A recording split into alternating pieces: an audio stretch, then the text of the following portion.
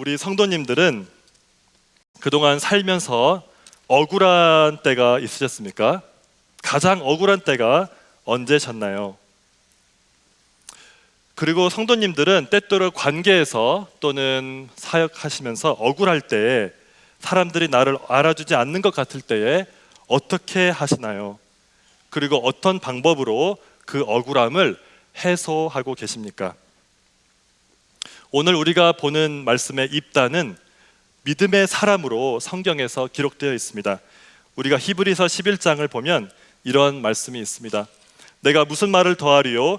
기드온, 바락, 삼손, 입다, 다윗 및 사무엘과 선지자들의 일을 말하려면, 여기를 보면 입다가 다윗과 기드온을 비롯한 자들과 함께 믿음의 사람으로 기록되는 것을 우리는 알 수 있습니다. 하지만 우리는 오늘의 본문에서는 입다의 연약한 부분을, 부정적인 면을 보려고 합니다. 이 부분을 통해서 우리도 억울함에서 어떻게 은혜의 자리로 다시 돌아올 수 있는지, 그리고 억울함이 위험함으로 발전하지 않는 방법을 함께 나누고 하나님의 말씀을 받기를 원합니다.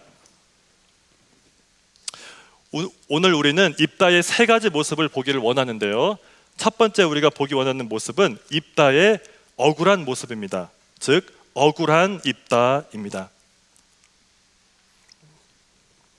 오늘 본문 1절 말씀을 보면 입다는 지금 에브라임 사람들로부터 부당한 일을 당하고 있습니다. 입다의 입장에서 보면 매우 억울한 일을 당하고 있습니다.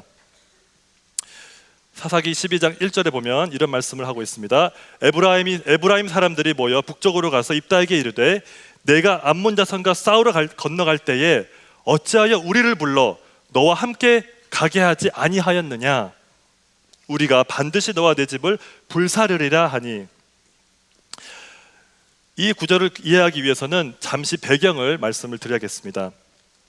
사사기 11장에 보면 하나님께서 입다라는 사사를 부르셔서 그를 통해서 이스라엘 백성을 무려 18년 동안 괴롭히던 암몬 자손을 싸우게 하시고 암몬 자손으로부터 이스라엘 백성을 구원하시는 역사가 나옵니다. 사사기 11장 32절에 보면은 여호와께서 그들을 그의 손에, 입다의 손에 넘겨주셨습니다.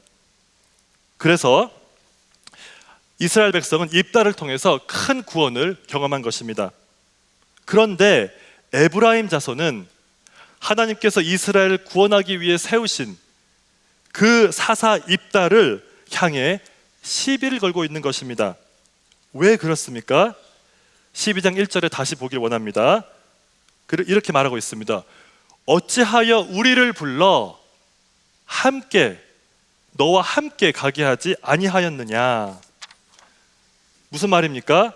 전쟁을 하러 갈 때 입다가 에브라임 사람들을 부르지 않았다는 겁니다.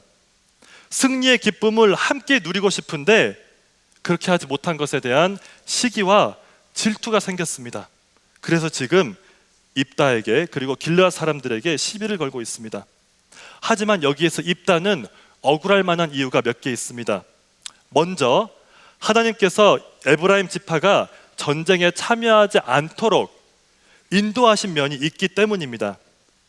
11장 29절 말씀을 함께 잠깐 보겠습니다. 여기서 이런 말씀이 있습니다.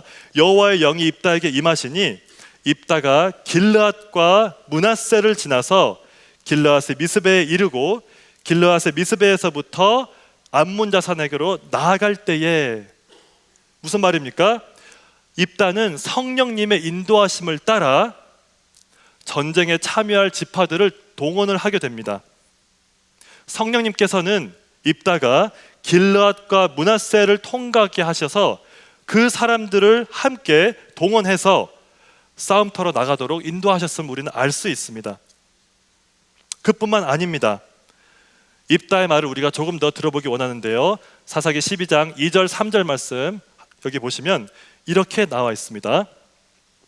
3절에 나는 너희가 도와주지 아니하는 것을 보고 내 목숨을 돌아보지 아니하고 건너가서 암몬 자손을 쳤더니. 여기서 입다는 암몬 자손과의 전투가 얼마나 위험했는지를 강조하고 있습니다. 3절에 목숨을 돌보지 아니하고라고 번역된 히브리어 표현은 쉽게 말해 내 목숨을 걸었다는 겁니다. 입다와 길르앗 사람들이 대단한 용기로 암몬 사람들과 싸웠다는 것을 우리는 알 수 있습니다. 그런 입다와 길르앗 자손들을 대하는 에브라임 자손 사람들의 태도를 한번 보십시오. 사사기 12장 1절에 보면은 에브라임 사람들이 모여, 여기서 이 모여라는 표현은 히브리어 원어를 보면 싸울 준비를 위해 크게 소리를 질러 모였다라는 의미가 있습니다. 즉 한판 붙기 위해 싸울 준비를 단단히 하고 무리를 지어 왔다는 것입니다. 그들이 얼마나 거칠고 흥분된 상태인지 우리는 이 표현을 통해 알 수 있습니다. 그뿐만이 아닙니다. 4절에 보면 에브라임 사람들은 입다와 길르앗 사람들을 향해 심한 모욕을 하고 있습니다. 4절을 보시면 이렇게 말하고 있습니다. 이는 에브라임의 말이 너희 길르앗 사람은 본래 에브라임에서 도망한 자로서 에브라임과 므낫세 중에 있다 하였습니다. 4절에 그들을 어떻게 표현하고 있습니까? 도망한 자라고 표현하고 있습니다. 길르앗 사람들을 인정하지 않고 무시하는 표현입니다. 이런 이야기를 들은 입다와 길르앗 사람들은 얼마나 억울하겠습니까? 하나님께서는 분명히 입다와 함께 하셔서 그를 구원의 도구로 놀랍게 사용하셨습니다. 그런데 에브라임 지파는 감사하기는커녕 질투와 시기로 인해서 입다와 길르앗 사람들을 인정하지 않고 그들을 깎아내리고 싸우려고 시비를 걸고 있다는 것입니다. 우리 성도님들은 혹시 이런 경험 해본 적 있으십니까?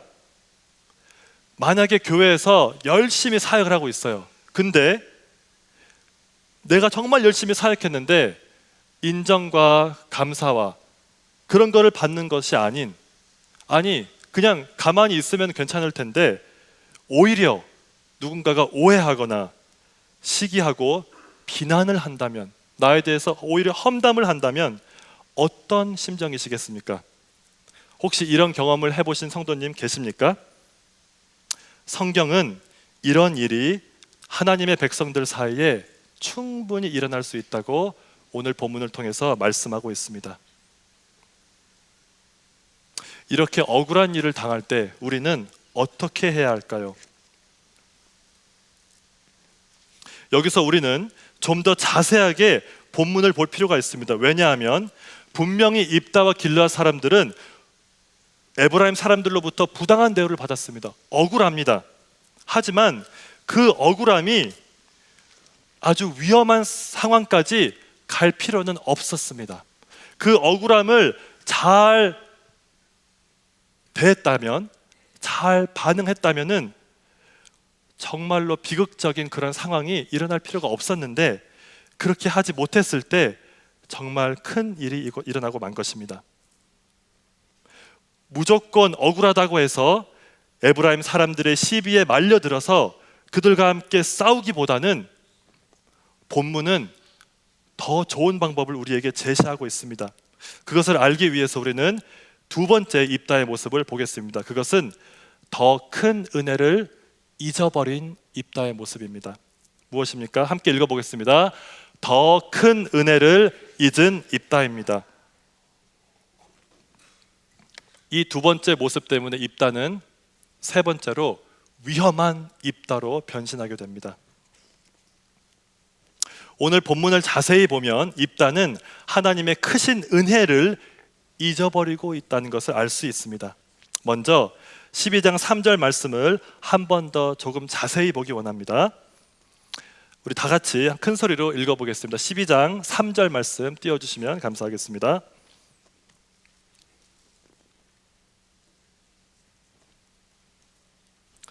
죄송합니다. 사실 이거는 제가 본문을 넘기지 않았습니다. 죄송합니다. 제가 대표로 읽겠습니다.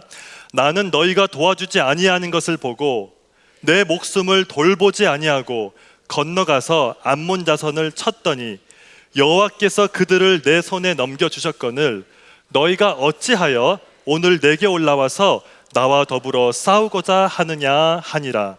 자, 이 말씀을 잠깐 계속 띄워주세요. 이 말씀을 자세히 보면 입다는 분명히 누가 암몬 사람들을 이기게 하셨다고 고백하고 있습니까? 여호와께서. 지금 입다가 말하는 것을 얼핏 보면 하나님의 은혜를 말하는 것 같습니다. 즉 하나님의 은혜로 내가 이길 수 있었다라고 말하는 듯 보입니다. 하지만 이 본문을 조금 더 자세히 보면 입다가 말하는 것은 내가 하나님의 은혜를 받을 만한 자격이 있었기 때문에 하나님이 나를 통해서 이스라엘을 구원하셨다라는 말을 하고 있다는 겁니다. 이 본문을 다시 한번 자세히 보시기 바랍니다. 나는 너희가 도와주지 아니한 것을 보고 내 목숨을 돌보지 아니하고 건너가서 암몬을 쳤더니 여호와께서 그들을 내 손에 넘겨주셨거늘 너희가 어찌하여 오늘 내게 올라와서 나와 더불어 싸우고자 하느냐. 무슨 말을 하는 겁니까? 내가 순종했고 내가 내 목숨 걸었고 에브라임을 포함해서 그 누구도 나를 도와주지 않았지만 내가 길르앗 사람들을 이끌고 어려운 상황에서 목숨을 걸고 싸웠을 때 하나님께서 나의 순종을 보시고 나를 통해 일하셨다. 즉 내가 자격이 있었기 때문에 하나님께서 나를 통해 일하셨다. 즉 하나님이 승리를 주신 것은 맞지만 내가 구원의 도구로 쓰임받을 만한 자격이 충분했기 때문에 승리를 주셨다는 겁니다. 자, 이게 맞는 말일까요? 지금 입다의 말은 한마디로 나 덕분에 이스라엘이 구원을 받았다는 겁니다. 내가 이스라엘의 구원에 이렇게 크게 기여를 했는데 너희는 왜 나를 인정해주지 않고 감사하지 않고, 아니 감사 안 하고 가만히 있으면은 그나마 괜찮겠는데 왜 나한테 시비를 걸고 있니? 내가 이것까지는 참지 못하겠다. 너희들 한번 혼나봐라. 자, 그런데 여기서 우리가 생각할 것이, 만약에 하나님의 구원이 입다의 노력 덕분에, 그의 순종과 공로 덕분에 이스라엘이 구원을 받은 것이 사실이라면 구원은 전적인 하나님의 은혜일까요? 아니면 공로일까요? 그러면 공로가 되는 겁니다. 자격이 있는 사람을 통해 구원하시는 거라면 구원은 은혜가 더 이상 아니고 공로가 됩니다. 은혜라는 의미는 무슨 말입니까? 자격이 있는 사람에게 주시는 겁니까? 전혀 자격이 없는 사람에게 하나님의 자비와 긍휼을 베푸시는 겁니까? 전혀 자격이 없는 사람에게, 자비를 받을 만한 사람이 아닌 사람에게 주시는 것입니다. 사실 우리가 본문을 좀 더 자세히 보면 입다는 하나님 앞에서 그리고 사람 앞에서도 자랑할 것이 하나도 없는 연약한 한 명의 죄인인 것을 성경은 우리에게 말해주고 있습니다. 하지만 그와 이스라엘 백성이 여전히 죄가 있고 연약하지만 하나님은 오직 그분의 전적인 은혜로 이스라엘 백성들에게 자비를 베푸셨고 구원하셨다는 것이 성경의 증거인 줄 믿으시기 바랍니다. 아멘. 이 부분을 조금 더 자세히 보겠습니다. 첫 번째로, 입다를 사사로 세운 것은 전적인 하나님의 은혜였습니다. 사사기 2장 18절 말씀에 보면 이런 말씀이 있습니다. 여호와께서 그들을 위하여 사사들을 세우실 때에는 그 사사와 함께 하셨고 그 사사가 사는 날 동안에 여호와께서 그들을 대적의 손에서 구원하셨으니. 자, 보십시오. 누가 사사들을 세우셨습니까? 여호와께서 세우셨습니다. 근데 이 본문을 자세히 보면 이스라엘 백성은 끊임없이 하나님이 구원하시면 또다시 죄짓고, 구원하시면 또 죄짓고, 사사가 죽으면 또 죄짓고, 그 사이클이 반복이 됩니다. 이번에도 암몬 자손이 무려 18년 동안 이스라엘을 억압하는 것을 보시고 하나님이 전적으로 그들을 긍휼히 여기셨기 때문에 아직도 계속 반복적으로 하나님의 긍휼을 이용하고 악용하는 그들의 모습이 있음에도 불구하고 하나님의 긍휼로 인해서 입다를 사사로 세우신 분이 바로 하나님이었습니다. 그리고 사사기 11장 1절에 보면 이런 말씀이 있습니다. 길르앗 사람 입다는 큰 용사였으니 기생이 길르앗에게서 낳은 아들이었고, 보십시오. 길르앗 사람 입다는 날 때부터 큰 용사였습니다. 즉 그를 큰 용사로 태어나게 하신 것은 전적으로 하나님의 은혜였습니다. 입다의 노력이 아니었습니다. 입다는 하나님의 은혜로 사사로 쓰임을 받았던 것입니다. 하나님은 사람들이 그 사람 자체를 바라보지 않고 오직 은혜로 구원하시는 하나님을 바라보도록 하시기 위해 하나같이 세상에서 멸시받고 흠이 있는 자들을 사사로 세우셨습니다. 드보라와 야엘은 여성이었습니다. 그 당시에 여성들은 전쟁을 하지 않았습니다. 에훗은 왼손잡이 사사였습니다. 삼손은 여자의 유혹에 약한 치명적인 약점을 갖고 있는 사사였습니다. 입다는 기생의 아들이었습니다. 이처럼 모든 사사들은 누가 보기에도 연약하고 부족한 구원의 도구로 쓰임받기에는 그들 자신을 봤을 때는 어떤 자격이 없는 사람들로 모두 구성이 되어 있었습니다. 왜 이렇게 하셨을까요? 그것은 사사가 중요한 것이 아니라는 겁니다. 사람이 중요한 것이 아니라 하나님의 은혜로 세움을 받음을 알게 하시려고 하나님은 세상에서 멸시받는 사람들을 세우셔서 은혜의 도구로 사용하심을 믿습니다. 기생의 아들이고 자격지심이 있고 자존감이 낮은 입다였지만 하나님은 하나님이 그들을 구원의 도구로 사용하는데 전혀 방해가 되지 않는다는 것입니다. 하나님은 원하신다면 가장 약한 사람을 통해서도 구원을 베푸시는 능력과 자비와 은혜의 주님이라는 것을 믿으시기 바랍니다. 두 번째로 입다에게 힘과 용기를 주신 것도 오직 하나님의 은혜였습니다. 맞습니다. 입다가 목숨을 걸고 싸운 것은 맞았습니다. 하지만 그 용기도 누가 주신 것입니까? 성령님이 주신 것입니다.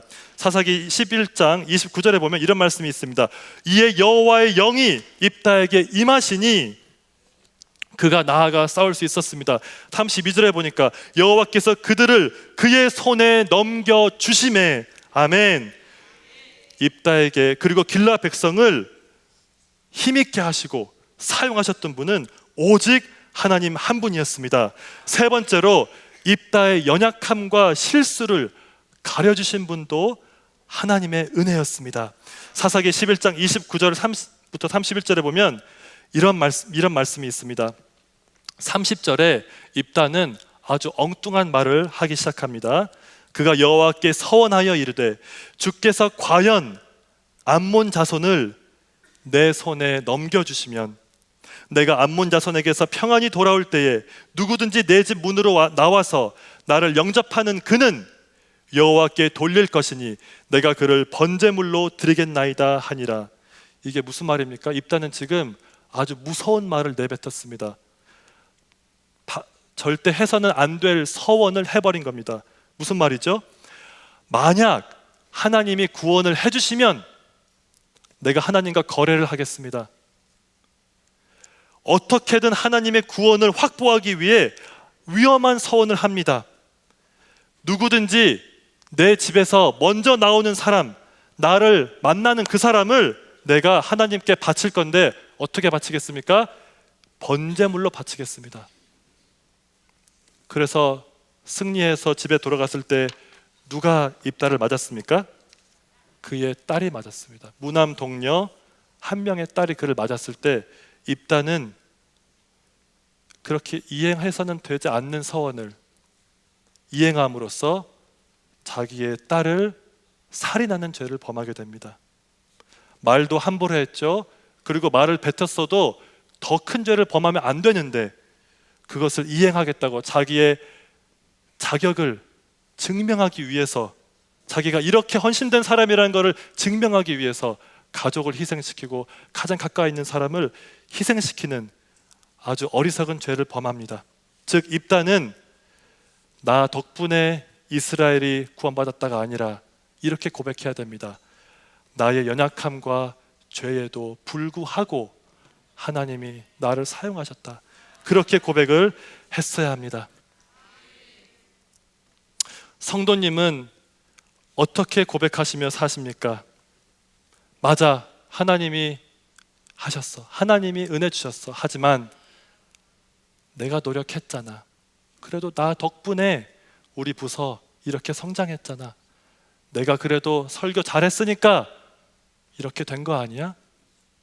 나 덕분에, 나 덕분에. 이런 모습이 바로 제 안에 있습니다. 하나님께서 은혜를 주시고 성령께서 임재하시는 예배 후에는 제 자신을 향해서 우쭐합니다. 그래도 내가 노력했잖아. 그래도 내가 기도했잖아. 내가 금식했잖아. 하지만 하나님은 이것을 가장 싫어하십니다. 오히려 우리는 이렇게 고백해야 됩니다. 나의 연약함과 나의 죄와 기생의 아들처럼 아무 자격 없는 나를, 나의 이런 연약함에도 불구하고 하나님이 우리 부서에 은혜를 베푸셨군요. 하나님 죄송합니다. 하나님 감사합니다. 이런 고백이 우리의 고백이 되어야 할 줄 믿습니다. 입다가 하나님의 큰 은혜를 잊어버렸을 때, 세 번째로 입다는 위험한 입다로 전락하고 말았습니다. 하나님의 크신 은혜를 잊은 채 억울함의 함정에서 빠져나오지 못한 입다는 마귀의 도구가 되어 무서운 살인병기로 바뀌게 됩니다. 그는 자신과 함께한 길르앗 사람들과 함께 에브라임에서 건너온 사람들과 전쟁을 치르게 됩니다.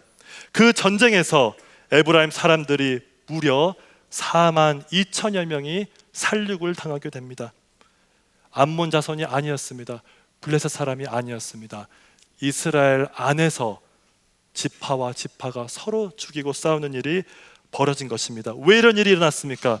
억울함을 벗어나지 못한 상태에서 하나님의 백성은 놀라운 구원과 은혜를 경험했음에도 불구하고 바로 뒤돌아서 같은 이스라엘 사람끼리, 같은 하나님의 백성끼리 서로 죽이고 시기하고 용서하지 못하고 싸우는 동족 상잔의 비극을 경험하게 된 것입니다. 사랑하는 성도 여러분, 이것은 우리가 늘 기억하고 매우 조심해야 될 말씀인 줄 믿습니다. 이런 말이 있습니다. 교회에서 가장 위험한 사람은 일 많이 하는 사람이 아니고 일을, 사역을 열심히 많이 하는 사람들이 가장 위험한 사람들 많다고 말하고 있습니다. 왜 그렇습니까? 내가 이렇게 했는데, 내가 그동안 우리 교회를 위해서 이렇게 희생했는데 나를 알아주지 않는다고? 내 이름이 들어가지 않았어? 하지만 하나님은 우리가 이렇게 우리의 공로와 우리의 노력과 헌신을 가지고 나 덕분에 이것을 원하지 않으십니다. 에베소서 2장 8절 9절에 보면은 이런 말씀이 있습니다. 너희는 그 은혜에 의하여 믿음으로 말미암아 구원을 받았으니 이것은 너희에게서 난 것이 아니요 하나님의 선물이라. 행위에서 난 것이 아니니 이는 누구든지 자랑하지 못하게 함이라. 아멘. 그리고 에베소서 4장 32절에 보면 이런 말씀이 있습니다. 서로 친절하게 여기며 불쌍히 여기며 서로 용서하기를 하나님이 그리스도 안에서 너희를 용서하심 같이 하라. 아멘. 이게 무슨 말입니까?